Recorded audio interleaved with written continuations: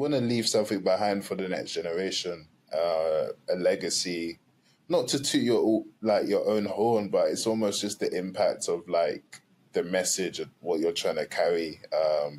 Like ultimately, you want to see lives changed for the better, mindsets changed, attitudes shifted. So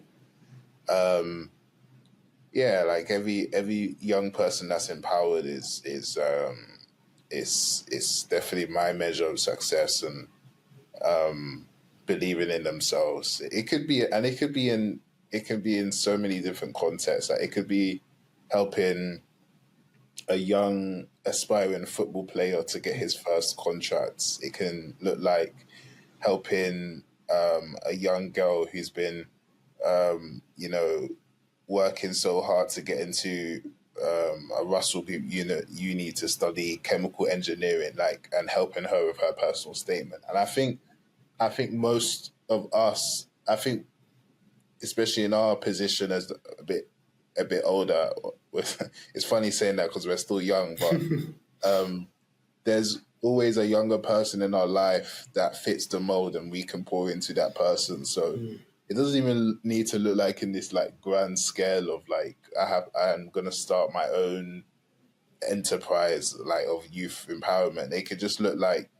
phoning up someone, or you know, getting just following up on someone over text. So and mentoring them that way. So yeah, that's definitely the impact in terms of how we could scale it and how we can leverage like things like podcasts. I think social media is really the way, man. Like you got things like TikTok, Instagram, X, like LinkedIn, like just amazing opportunities to scale and collaboration with other youth enterprises and things of like similar ideas as well. So yeah, social media is probably the best way to scale it out and get your message heard from people. Yeah, man, 100%. And I think, like you said there, we've seen it.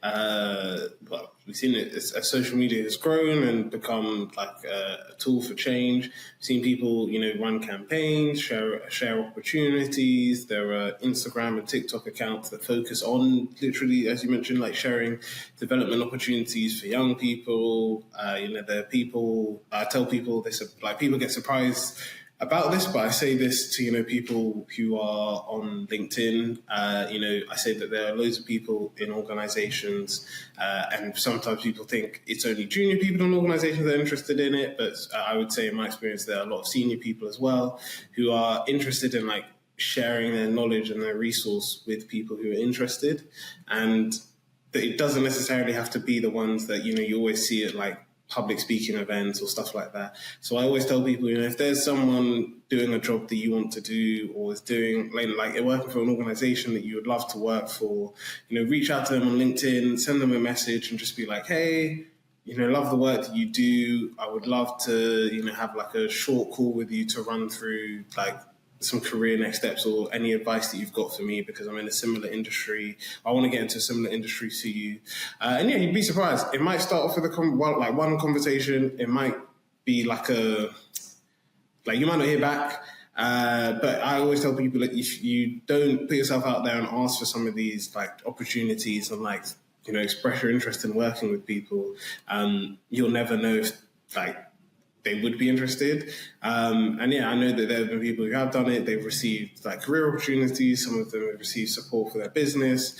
So that's the first thing. I think the second thing that you mentioned on, you don't have to be like an entrepreneur to get to that stage and like to do that impactful work, I think is really key. Because I think, like you said, there is a huge misconception that, you need to be like, to do these like development opportunities,